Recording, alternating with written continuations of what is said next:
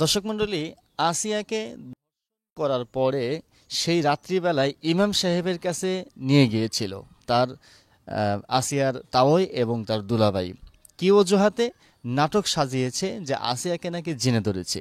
বন্ধুরা, আজকের এই ভিডিওর মাধ্যমে আমরা শুনতে পারবো যে আসলেই আসিয়াকে জিনে ধরেছিল কি না, কি হয়েছিল তার ইমাম সাহেবের মুখ থেকে আমরা শুনবো, যে ইমাম সাহেবের কাছে আসিয়াকে নিয়ে যাওয়া হয়েছিল।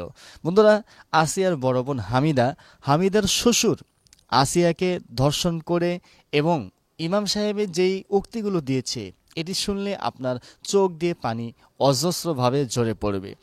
বন্ধুরা, যখন আসিয়াকে ধর্ষণ করলো হামিদার শ্বশুর এবং হামিদার দেবর এবং হামিদার স্বামী, ধর্ষণ করার পরে এই ধর্ষণের ঘটনাকে ধামা চাপা দেওয়ার জন্যই আসিয়ার তাওই অর্থাৎ হামিদার শ্বশুর আসিয়াকে নিয়ে গেল সেই ইমাম সাহেবের কাছে। ইমাম সাহেবের কাছে নেওয়ার পরে জিনের কথা বলল। ইমাম সাহেব যখন আসিয়াকে দেখার পরে ইমাম সাহেব বুঝতে পেরেছে যে এটি জিনে আক্রমণ করা কোনো রোগী নয়, এটি সিরিয়াস অবস্থা আছে। তখন ইমাম সাহেব তাদেরকে বলেছে, আপনারা এই মুহূর্তে আসিয়ার চিকিৎসা এখানে করাতে পারবেন না, বরং একে আপনারা জরুরি ভিত্তিতে ইমার্জেন্সিভাবে হাসপাতালে নিয়ে যাওয়ার ব্যবস্থা করুন। বন্ধুরা, চলুন আমরা একটু আসিয়ার সেই এলাকার ভিতরে সেই হুজুর যে ইমাম সাহেবের কাছে আসিয়াকে নেওয়া হয়েছিল, সেই ইমাম সাহেবের মুখ থেকে আমরা একটু কথা শুনি। এরপর তথ্যগুলো আপনারা শুনলেন যে কি নির্মমভাবে, কি নিষ্ঠুরভাবে আসিয়াকে হত্যা করা হয়েছে, ধর্ষণ করা হয়েছে।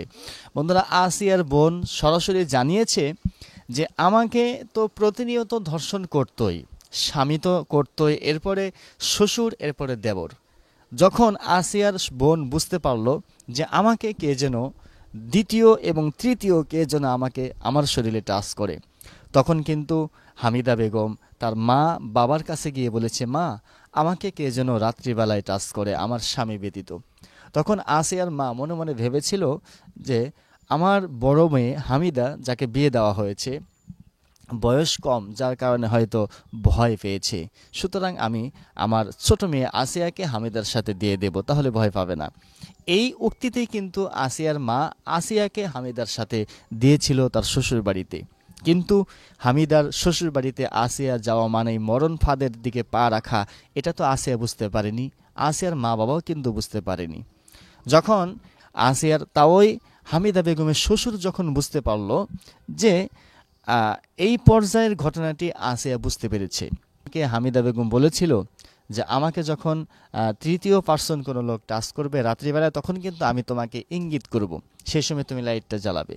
তখন হামিদা বেগমকে যখন জড়িয়ে ধরেছিল তার শ্বশুর অর্থাৎ হিটু শেখ, তখন কিন্তু আসিয়ার বোন আসিয়ার পায়ে টাচ করেছিল। টাচ করার পরে আসিয়া বুঝতে পারলো যে আমার বোনকে হয়তো কেউ ইতিপূর্বের মতোই, বিগত রাতের মতোই আজকে হয়তো কেউ ধরেছে। তখন আসিয়া কিন্তু দৌড়িয়ে গিয়ে লাইটের সুইচ অন করেছে। অন করা মাত্রই যখন দেখলো যে আর কেউ নয়, সেই নরপিশাচ আসিয়ার তাওই অর্থাৎ হামিদা বেগমের শ্বশুর তার ছেলের পুত্রবধূকে এরকম খারাপ কাজ করতেছে, অর্থাৎ ধর্ষণ করতেছে, তখন আসিয়ার বোনের পক্ষে নিয়ে তার শ্বশুরকে বলল, আপনি একটা শ্বশুর হয়ে, বাবা সমতুল্য হয়ে আপনার ছেলের বউকে কিভাবে আপনি এরকম খারাপ কাজ করতে পারেন।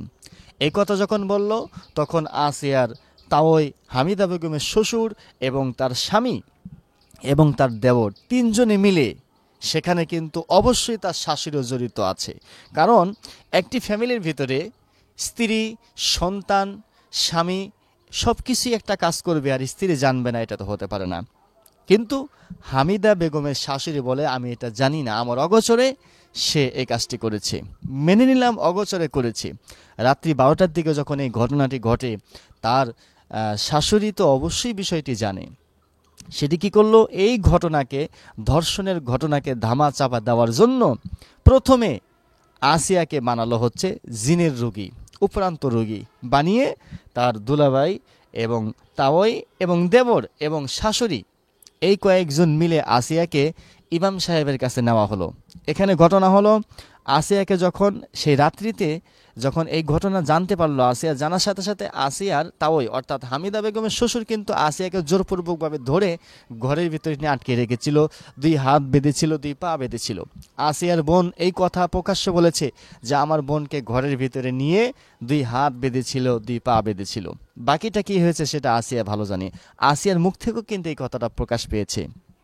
বন্ধুরা, আসিয়াকে ঘরের ভিতরে নেওয়ার পরে আসিয়াকে ধর্ষণ করেছে, ঘরের দরজা লাগিয়ে মুখে ওড়না দিয়ে পেঁচিয়ে ধর্ষণ করেছিল।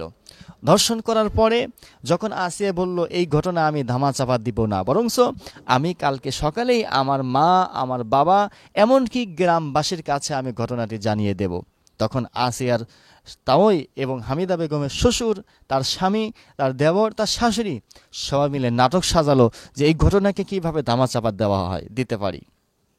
ঘটনা কি হলো, তখন আসিয়াকে ইমাম সাহেবের কাছে নিয়ে যাওয়া হলো যে ইমাম সাহেব, আমার এই যে ছোট বোন অর্থাৎ আমার শালি, আসিয়ার দুলাভাই বলতেছে যে আমার শালিকাকে জিনে আক্রমণ করে, ইতিপূর্বেও করেছে, আজকেও করেছে, কোনো কথা বলতে পারতেছে না, নিঃশ্বাস কেমন যেন যায় যায় ভাব। বন্ধুরা, আসিয়াকে ধর্ষণ যখন করা হয়েছে, ধর্ষণ করার পরেই কিন্তু আসিয়ার শরীরের ভিতর থেকে রুহটা কেমন যেন বের হয় হয় ভাব, সে সহ্য করতে পারেনি। বলা হয়েছে আসিয়াকে সেই 5 ইঞ্চি পরিমাণ একটি লোহা দিয়ে তার লজ্জাস্থানের ভিতরে আঘাত করা হয়েছিল।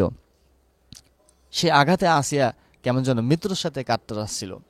তখন ওই অবস্থায় যখন ইমাম সাহেবের কাছে নেওয়া হলো, ইমাম সাহেব দেখে বুঝতে পেরেছে এটি আসলে জিন ভূতের কোনো রোগী নয়, এটি জিন ভূতের আসলে কোনো রোগী নয়, এই রোগীটা নিশ্চিত অন্য কোনো সমস্যায়।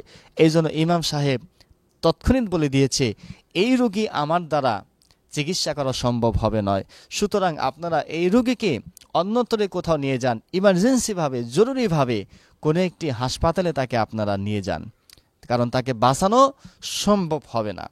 তখন কি করলো, তারা পার্শ্ববর্তী একটি হাসপাতালে নিয়ে নানান ধরনের নাটক শুরু করে দিল। হাসপাতালে যখন সেখানে ট্রিটমেন্ট করা হলো, তখন তারা রোগটা ধরতে পারলো না, কারণ তারা তো জানে না যে আসিয়াকে এই নিষ্ঠুর নরপিশাচ, 3 নরপিশাচ ধর্ষণ করেছে তাকে। যখন সেখান থেকে এক পর্যায়ে অবস্থা খুবই করুণ হয়ে গেল, তখন ঢাকা যখন নিয়ে আসা হলো, ঢাকা নিয়ে আসার পরে সব কিছু জানার পরে বুঝতে পারলো যে আসিয়াকে ধর্ষণ করা হয়েছে। বন্ধুরা, আসিয়ার বোন যখন মুখ খুলল যে আমার বোনকে যেভাবে ধর্ষণ করেছে এটা আমি মেনে নিতে পারি না। আসিয়ার বোনকে যখন হুমকি দিয়েছিল আসিয়ার বোনের শ্বশুর যে তুমি যদি এই ধর্ষণের কথা প্রকাশ করো তাহলে আমার ছেলের সাথে তোমাকে কিন্তু ডিভোর্স করে দেব এবং তোমাকে কিন্তু হত্যা করে ফেলব। হত্যার হুমকি দেওয়ার কারণে আসিয়ার বোন হামিদা বেগম কিন্তু তখন মুখ খুলতে পারেনি, শুধু ইঙ্গিত দিয়ে কিছু কথা বলেছে। একবার বলেছে শেষ রাতে, আবার বলেছে মাঝরাতে, কিন্তু তার কথার কিন্তু দিশে পাওয়া যায়নি। এই কথা কিন্তু আসিয়ার বোন বলেছে যে আমাকে হুমকি দিয়েছিল, আমি সেখানে সত্য কথাটা বলতে পারিনি, যার কারণে আমি কোনো কিছুই বলতে পারিনি, আমি বুঝেও না বোঝার বান করেছিলাম, কিন্তু এখন যখন দেখলাম আমার পিঠ দেওয়ালে ঠেকে গিয়েছে তখন আমি প্রকাশ করে দিলাম। দর্শক মণ্ডলী, আসিয়াকে যেভাবে নির্মমভাবে ধর্ষণ করে হত্যা করা হয়েছে, শুধু ধর্ষণ করেই ক্ষান্ত নয়, বরংস বেলেট দিয়ে কিন্তু আসিয়ার গলাতেও পোঁচ দেওয়া হয়েছে।